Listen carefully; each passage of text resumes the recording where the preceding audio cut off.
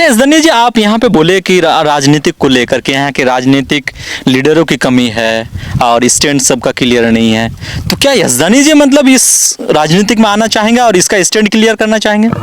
कुछ देखिए, राजनीति में सबसे बड़ी चीज जो होती है इम्पोर्टेंट, वो है विचारधारा। यहाँ के नेताओं में विचारधारा नहीं है भाई। जब आप पॉलिटिक्स में विचारधारा की हत्या कर दीजिएगा, तब आप राजनीति नहीं कर रहे हैं, आप बिजनेस कर रहे हैं। तो हमको लग रहा है, और हम जैसे युवाओं को चाहिए भाई, हम तो ऐलान कर रहे हैं, बार बार कह रहे हैं मीडिया के थ्रू, फेसबुक के थ्रू, कि आप लोग आगे बढ़िए और इन लोगों को मुंह तोड़ जवाब दीजिए जो लोग बिजनेस समझ रखे हैं राजनीति को। राजनीति का मतलब कि आप लोगों के वेलफेयर के लिए काम करिए। क्या काम हो रहा है? किसी मुद्दे को लेकर ये सीरियस नहीं होते, ये खाना पूर्ति कर रहे होते। तो इतना तो काम कर दिए हैं, बता रहे हैं कि इतना तो ब्रिज का काम हो या फिर स्कूल का काम हो या फिर बहुत सारे, मतलब अभी देखिए अल्पसंख्यक भवन बना दिए हैं वहाँ के। अल्पसंख्यक भवन कभी गए हैं आप? जाके देखिए एक बार। वहाँ पे टीचर नहीं है, वहाँ कैसे सिर्फ रात में बच्चे सो के रहते हैं। और मैं कैमरा में कह रहा हूँ कि वहाँ पे टीचर नहीं है। आप एक बार जाइए, एक बार कैमरा लेके जाइए शाम के टाइम में और देख लीजिएगा कि वहाँ का क्या हाल है।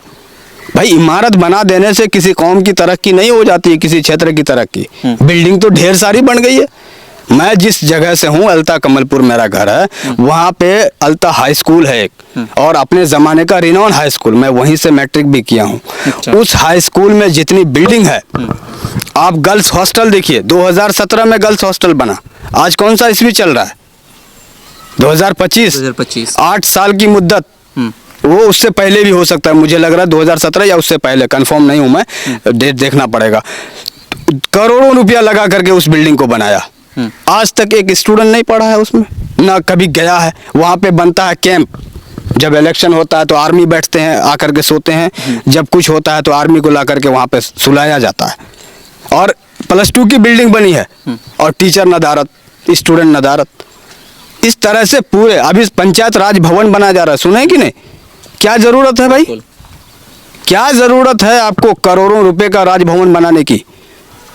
अरे उस राजभवन में कुछ होने वाला है? आप तो बिल्डिंग बना रहे हैं। हम तो इसलिए कह रहे हैं कि मतलब इमारत बनाने वाला सबसे बड़ा शहंशाह अगर कहा जाए इस वक्त का, वो नीतीश कुमार है। कि सरकारी फंड से इमारत तो खूब बना रहा है, लेकिन उसका क्या उपयोग हो रहा है वो आप और हम सब जानते हैं कि जीरो उपयोगिता है उनकी। तो ऐसी चीज़ों को हम लोग एक्सेप्ट हमको नहीं करना चाहिए, और ये दुर्भाग्यपूर्ण है। अच्छा, अगर आपके नज़र में कौन सी पार्टी लग रहा है कि मतलब यजदानी को कौन सा पार्टी यहाँ का अच्छा लग रहा है और लग रहा है कि उस पार्टी में अच्छा काम होगा? देखिए, पार्टी कोई ज़रूरी नहीं है, विचार सबसे बड़ी ज़रूरी बात है। पार्टी तो बहुत सारे हैं, आप उनके भाषण सुन, सब अपने अपने जगह अच्छे हैं भाई।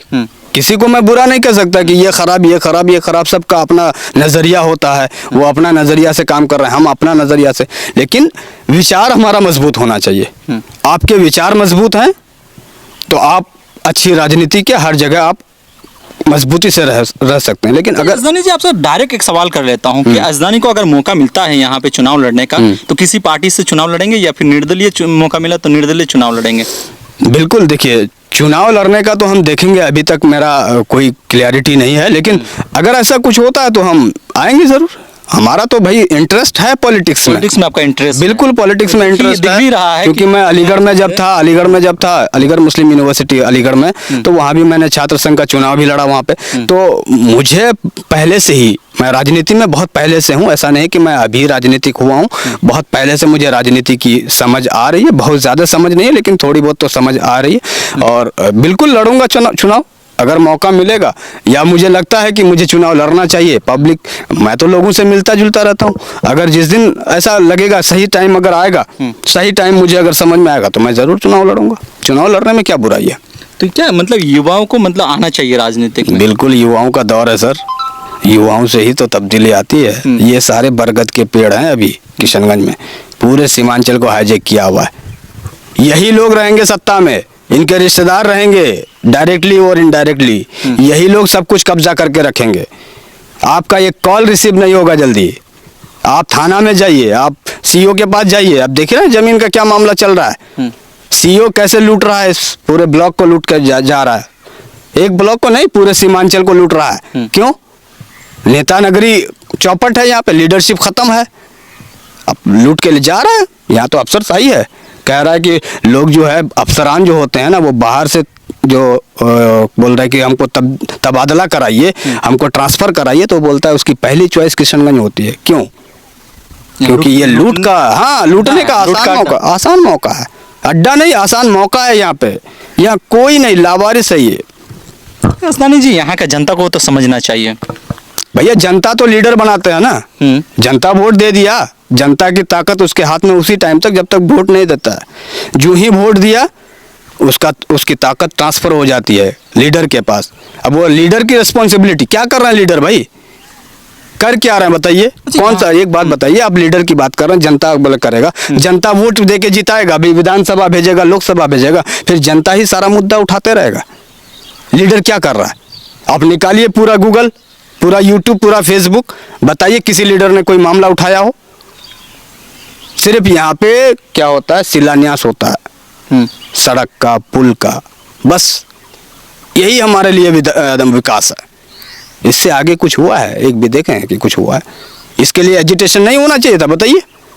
अरे इस यूनिवर्सिटी के लिए भाई जहाँ पे खड़े हैं, तो आवाज़ तो उठाए हैं। यहाँ डॉक्टर जावेद भी यहाँ पे जो सांसद है उन्होंने भी आवाज़ उठाए हैं, और एमएम के विधायक अख्तर उल इमान से लेकर उनके जितने भी विधायक उनके पार्टी में थे, सब ने आवाज़ उठाई इनके लिए। आवाज़ ऐसे नहीं उठती है भाई। आप जब आवाज़ उठा रहे हैं, मैं सांसद जी के बारे में कहना चाह रहा हूँ, ठीक है, आवाज़ उठाए हैं, वो पोस्टर लेके गए हैं, ये गवाह है लोकसभा के अंदर उनका। लेकिन जब उनको दिख रहा है कि भाई हमें सरकार इग्नोर कर रही है, तो लीडर ऑफ अपोजिशन कौन है आज लोकसभा के अंदर? राहुल गांधी है जी। एक बयान सुने उनके मुंह से? नहीं, एक बार भी। जबकि जावेद साहब सैकड़ों बार पोस्टर लेकर के धरना किए हैं। कभी राहुल गांधी जी के जुबान से सुने आप? क्या ये मुद्दा राहुल गांधी जी के बराबर नहीं है? क्या वो नहीं उठा सकते? अब आवाज़